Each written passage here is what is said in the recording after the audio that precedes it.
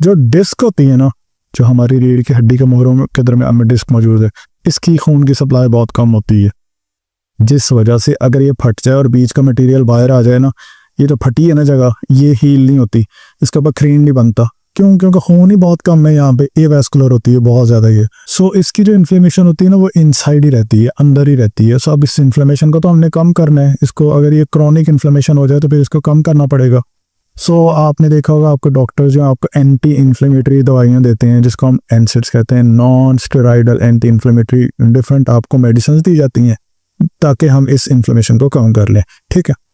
सो इस इन्फ्लेमेशन, एक तो इन्फ्लेमेशन जो हमें नज़र आ रही है कि मेरा कट लगा और यहाँ पे सोजिश हुई हुई है, दूसरी इन्फ्लेमेशन होती है जो बॉडी के अंदर होती है। उसके लिए 2 टेस्ट होते हैं, एक कहते हैं ESR और एक कहते हैं CRP।